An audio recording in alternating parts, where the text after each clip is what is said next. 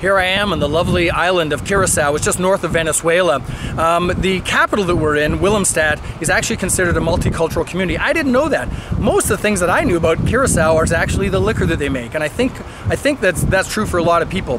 When you consider the workplace and you think of multiculturalism back at home in Canada, it's important to think of where people are going to be coming from. Most of the people on this island, even though this is part of the Dutch community or the Dutch nations, the fact is most of the people are dark-skinned or black. And when Canada is attracting people to our country, most of the people will not look like me. They'll be dark-skinned or they'll be black.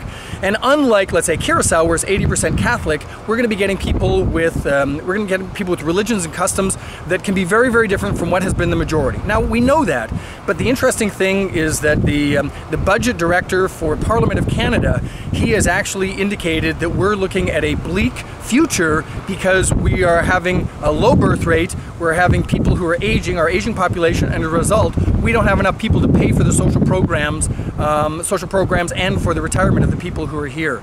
So when we attract people to Canada, we must make sure that they are welcome. And more specifically for your workplace, you've got to make sure that people are completely and totally welcome. And that's going to mean finding out from the government or other places where you can get programs to help people out with language, to help people out to get to know your workplace, to get to know others, so that we don't just have cab drivers who have PhDs, or we don't have doctors who actually are mopping floors in the building that you're renting or you're owning.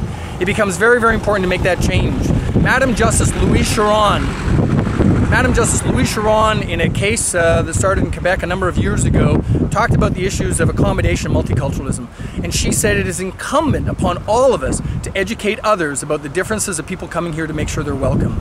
In the workplace, that's going to be vital. We just can't take a laissez-faire, sit back, and if they can come here and if they happen to have the skills, we'll take them in. We're going to have to be part, and you're going to have to be part of a workplace that actually is active in educating people, in helping people to get the Canadian content that often they're refused.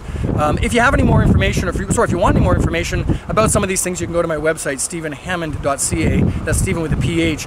Or you could go to a resource store that I've got, humanrightstrainingstore.com. That's humanrightstrainingstore.com, and there's a lot of resources that can be helpful about issues of discrimination, acceptance, harassment, and other things coming into the workplace. I hope you get an opportunity to go to Curacao. It's just quite beautiful.